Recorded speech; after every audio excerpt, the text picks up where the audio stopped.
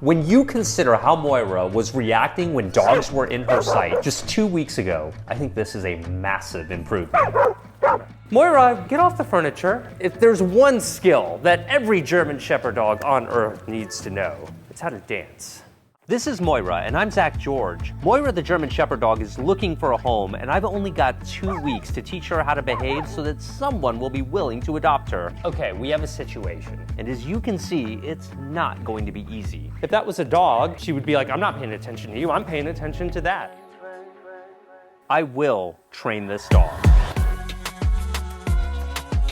Shake, yes. Much better. Look at me. Is she getting trained? This is reality dog training. Throughout this series, I have been showing you guys what it is like to train a dog from scratch. I really want to help you guys understand what's realistic in a short period of time and how to make the most of that time. Some of you might be surprised at how much you can actually teach a dog with just a little bit of focused time every day. If you're the kind of person that really likes a detailed outline and schedule for training your dog, then 30 Day Perfect Pup is for you. 30 Day Perfect Pup is totally 100% free, and you'll get email guidance and custom video lessons to show you exactly what to work on every single day. And maybe the best part is that you get access to an incredible community to get extra support and guidance whenever you need it. I'll have a link in the description below where you can sign up for 30 Day Perfect Pup and you'll have free access. Over the last several episodes, you've seen how we've been working with Moira in less populated areas in order to make that whole communication building process a lot easier for her. Today, I'll be working with Moira in new and different places to see if our efforts are going to yield better results. Today is going to be a significant test because the last time we did one of these neighborhood walks, you might remember, it didn't go as smoothly as I'd hoped. I hope we've made a lot of progress between then and now, but I want to do a test today and see where Moira stands in this type of setting, which has a lot more wild cards than other types of settings. You have dogs from behind gates and dogs from behind windows and maybe walking dogs. And remember, that is her Achilles heel. And like our walk yesterday on the lakefront, not quite in a neighborhood, I'm still gonna give her opportunities to stop, smell, and evaluate everything here. But you can see how different this is than just being in a big open field or on a park. She seems to like signposts. Okay. I'm gonna encourage her to move on now. Moira, come on. Let's go, good girl, pretty compliant there. Fine with the ground sniffing, that is what it means to be a dog after all. Let me verify that I can get her to promptly change directions. That looked pretty good. And this is important time for her too. Dogs just really seem to find great gratification in checking out the ground, so that's fair. I'm just gonna go back here a couple of times. Since I don't have a lot of experience with her in this type of setting, I wanna be real methodical and do a lot of testing here to see what she's like in small bits. I'm kind of familiarizing this patch of land right here as well. So once she gets to go over it a couple of times, she's probably like, okay, I've smelled that. I know what it's like. I'll pay attention to you more now. Come on. So look, here's a little tension. I'm gonna try to call her. Moira, come on. That worked. If not, I would have given her some gentle encouragement. So that was a bit of a training test. So now I'm gonna go ahead and give her another sniff break and just let her enjoy the walk and not insist on ideal perfect behavior. This is that give and take we're always talking about when training our dogs. We have to let them just explore sometimes. And when they're young, they need to understand the world they live in. Okay, looks like she started to get a little wound up here though. Here comes the leash biting, which is typically a sign that she just wants to play. What's that? So I happen to have our trusty ball that she really loves, that she's broken the squeaker on, which is good for a video like this because it's not so annoying. This way. Nice loose leash here. Really proud of her. Well done. She falls into kind of a natural heel there. Good girl. Yes. All right, come on. Come on, get your ball. I'm gonna let her play with it a little bit. And so just after a few times here passing this little patch, she's behaving super well. Less interest in the grass now because she's satisfied that curiosity. And so this is kind of a micro example of how you allow your dogs to satisfy their curiosities over time and in different places. So if you're having a really tough time when you give your dog a walk, maybe consider taking a walk in a much smaller area. See, by keeping early training to a very small localized area like this makes it a lot easier for your dog to comply to your requests. And this is going to aid in more rapid progress as their training goes on. All right, I think we're ready to continue on our walk, but some leash pulling immediately is starting here now that we've moved on. Let's see if we can work through that a little bit.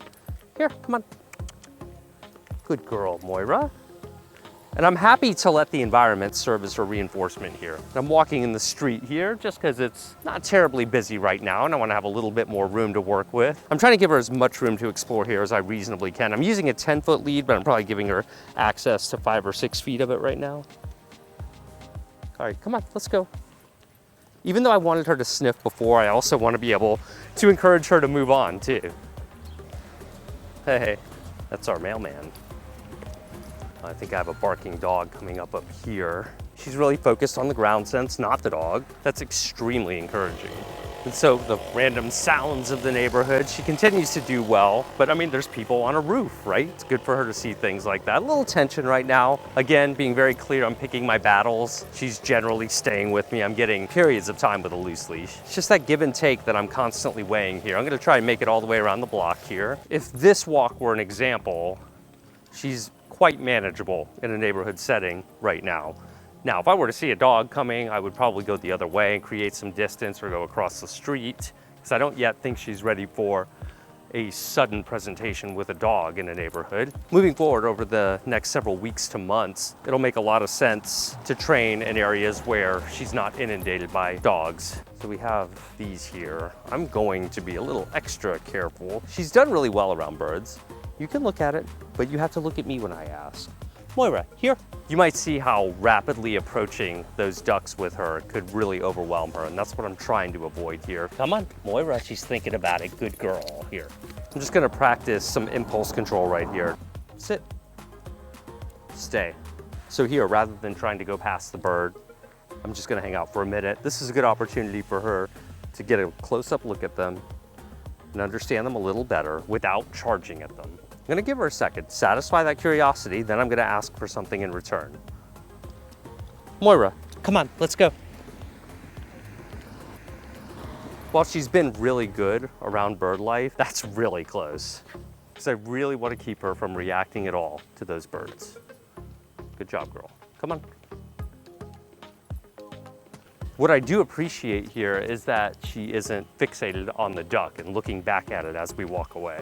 She's starting to get a nice pant going. Tells me she's getting a little bit of exercise on this walk. For a high energy dog like her, walks aren't the most practical way to exercise her, but they can help. And I'm just trying to get her to the point where she can do a casual walk in a quiet neighborhood like this. And the logic is if she can get used to that, then she's ready for the next steps of being closer to dogs, which kind of brings me to my next idea. Given that my immediate goal is to gain some compliance from Moira when a dog is just in sight, I think we might be ready to try some training outside of a dog park. I love this particular dog park because there's a giant field right across the way. So it's a dog trainer's dream for training like this in that you can so easily modify the distance between the dogs inside the park and Moira outside of the park. So you can really find that working distance and find that line where you can focus on building on improvement. Got a dog approaching on leash. Gonna try and keep distance here. We've just gotten here and I don't want her getting over threshold. Moira, yes. Oh, almost. Come on, girl. Hey, what's this? Sit. Yes. Okay. Now I'm trying to get her interest onto something else, like a toy, and then my hope is that if she's interested in the toy, that she'll be interested in me so that I can better direct her and teach her as to how I want her to behave in this particular situation. And since Moira is so fascinated and intrigued by other dogs, simply allowing her to observe dogs, albeit at a significant distance, might also be something that I want to incorporate in this training session. Still very interested in the dog, but not a full-blown reaction, which is where I want to be. So continued progress. But do you see what I did there? When I saw a dog approaching, I thought about, okay, I want to have the option to get as far away as reasonably possible from that dog, or the option to stay close if she seems receptive to listening. It just is all case by case. That's why I love training in an environment like this for this particular issue. I can very easily manipulate the distance between a dog and a distraction. Moira, here. Yes, good. All right, Looks like she just glanced over there. Nice job, girl. Come on, let's keep going. And I want to keep her attention on me. Yes, let's turn around this way. Moira, here. Good. Well done. I don't even think it's totally necessary to give her treats right now. She's like, I'll take it. I think she's just like, as long as I can keep smelling the ground over here and looking at all this stuff, I'm happy. Nice loose leash right now. I'm just letting her take in this dog park in the distance over here. We're quite a ways away from it. She's watching dogs run and play, and naturally she's intrigued by that. This is her optimal working distance at this particular moment in time with this particular issue. Imagine you stayed out here for 2 hours, 3 hours on your day off or something. You can imagine how a dog may adapt and eventually just lay down and take a nap, you know? And that's hard to imagine right now with Moira, but you never know. I mean, we can dream, can't we? She's still a little on edge, a little wired though, to be honest with you, so I'm still gonna give her some time. She just needs this experience in her life right now, and I'm happy to stand by her while she gets that. Let's go back this way, come on. And so her attention is definitely on the dog park, but it's also on the ground here too, so she's not so fixated. I'm kind of on that line right now, where she goes from compliant to non-compliant. As Moira becomes adjusted, something magical happens. She starts paying attention to me. Imagine that. Moira. Yes. Here. Moira. Here. Yes. Moira's starting to settle down a little bit. Let me see if I can get her to do just some real easy stuff. I'm not trying to get her to do anything hard. And if I can get her to do some of the easy things she's learned while out here, that's a sign to me that she's capable of adjusting. But it's a long road here. But I'm just trying to give you an idea of how I approach issues like this with dogs. Yes. Yes. Okay, good girl. Nice work. Very good. Here. Yes.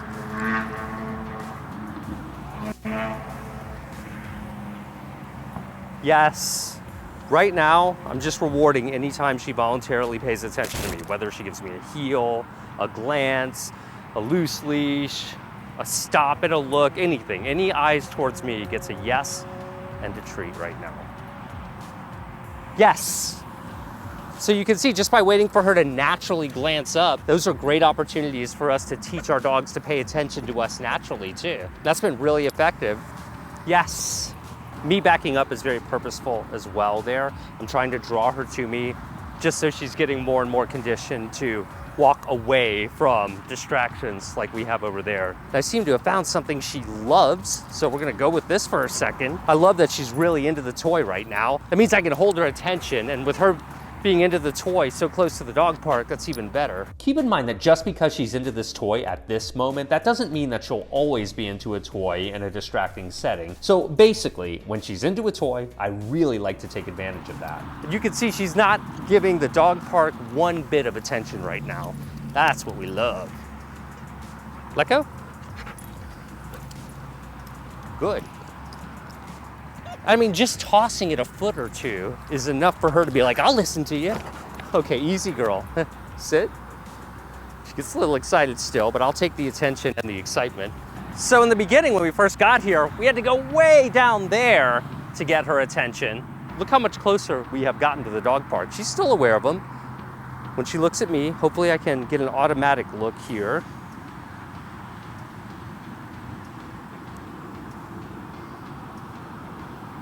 Yes, good. Good girl. All right, good girl. So I'm getting a few feet closer here. I want to contrast this with just the other day when Moira was in a similar situation. She was completely uncontrollable, if you remember. We put her in the deep end, she was in over her head then. I've taken a step back, I've worked with her to try and build better communication, and we're already starting to see better results with her. And as I've gotten to know Moira, I've learned the pace at which she likes to work, and that's something we should all learn from and consider when we're working with a dog. Different dogs progress at different rates. Here, sit. No. The fact that she does not comply with sit here is evidence that she's starting to get a little bit overwhelmed because she knows sit very well and usually will promptly listen to sit. This is evidence that we're on the very edge of Moira's working distance from those dogs. Remember that when I met Moira, she was totally out of control and overwhelmed, even when she was much farther away from dogs. So I'm really proud of her, and this is a big improvement with her.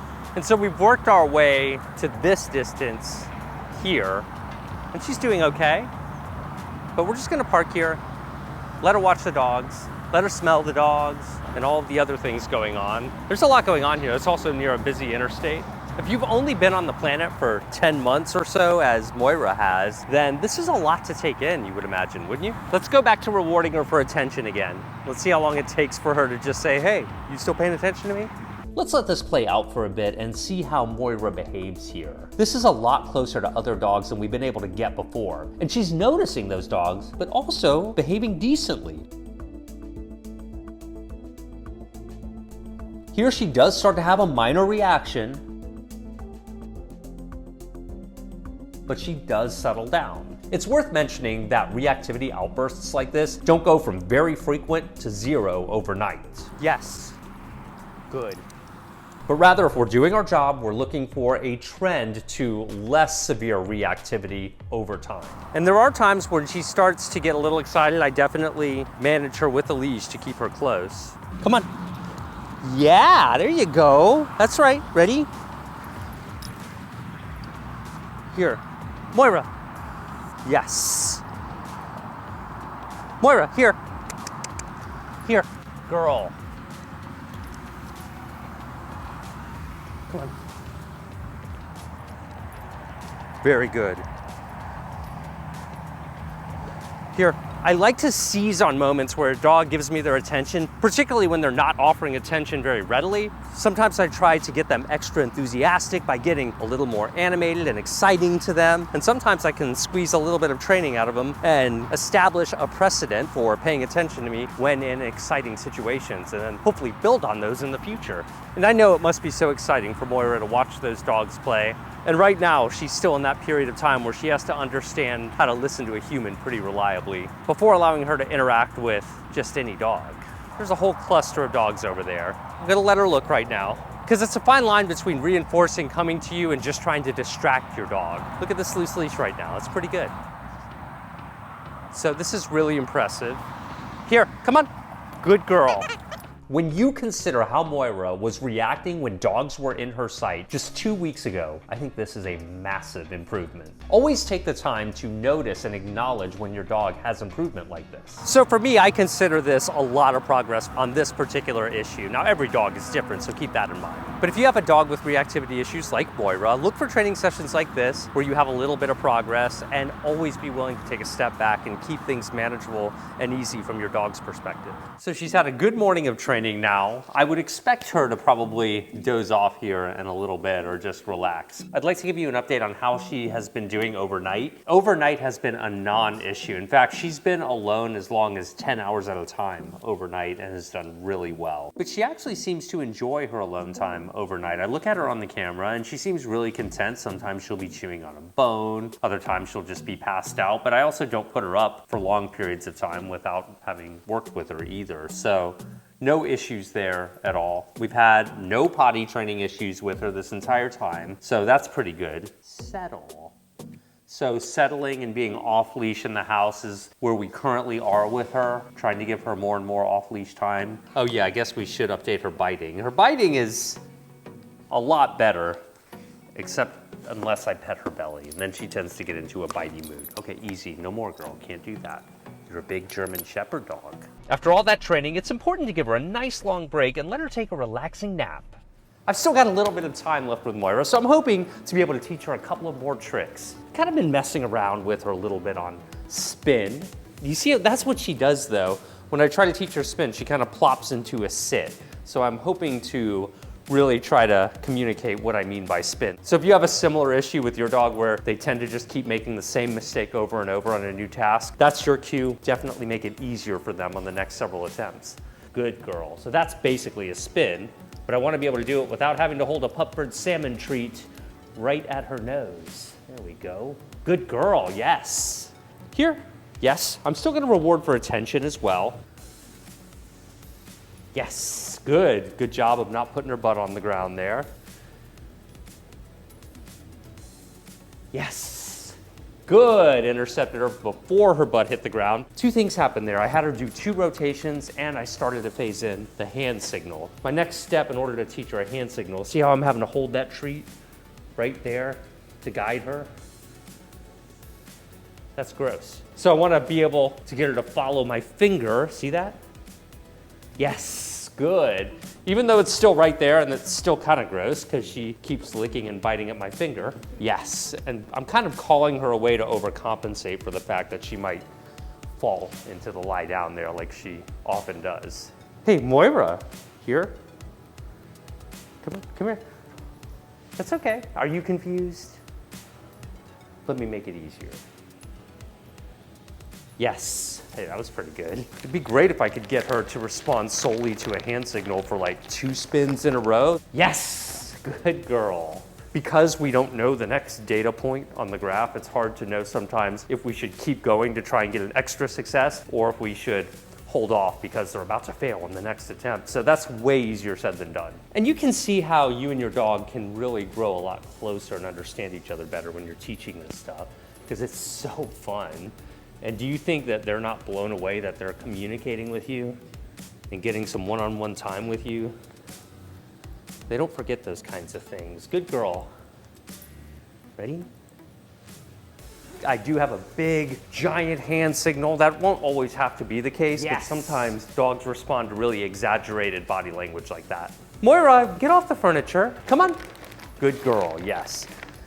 I mean, how many people who are trying to break their dogs of getting on the furniture tend to get mad in that situation? Instead, look for the reason to reward. She responded, she got off the furniture, let me reward that, rather than yelling at her for getting on the furniture. So I definitely rewarded her, but for coming to me. If there's one skill that every German Shepherd dog on earth needs to know, it's how to dance. I love teaching dogs how to do leg weaves. That's where they go between your legs, you know, like this. You've seen Inertia and me do this before. So first, let's make sure her stay looks good. Stay, yes. Here, Moira. I'm gonna start with a lure here. Yes, look at that. Here, I'm gonna lure her. She's got one way to go, yes. Definitely gonna reward her with a treat. Okay, good girl. You like that, huh?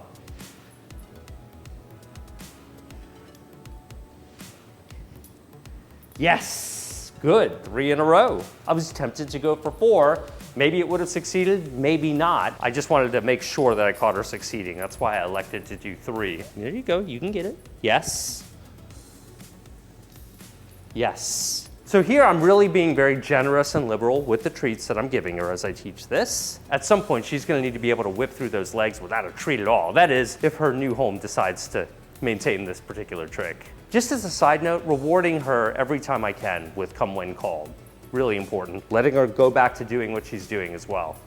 Moira, come. Yes. Very good. All right, here.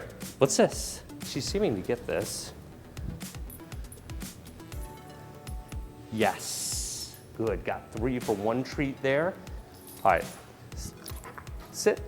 I think she's getting a little bored with this one. I think we should shift gears. So I find that luring and using a treat is a great way to introduce a concept a lot, but once they are starting to get it, with a dog like Moira, she's like, I'd rather play right now. It's easy to get frustrated and discouraged when your dog starts jumping and play biting during a play session like this, but if you can harness this and polish this desire to play into how to actually work for a toy during a training session, it can be one of the best things ever. So it's normal in the beginning for a dog to haphazardly jump and seemingly be annoying if you're not prepared for this, but this is actually a good thing. However, you are gonna need to take some extra time just to teach them that they can play with the toy as long as they stick with the training session. Yes! Good. I mean, is she catching on quick or what? Our next episode, episode 12, is gonna be our final episode with Moira, and you're going to find out what her future holds. I'll have a link to my free digital dog training course with Pupford and Pupford's awesome training treats in the description. Subscribe to this channel, follow us on TikTok, Instagram, and Facebook, and get a copy of my books too. Once again, all the links will be below. We'll see you guys in Moira's final episode.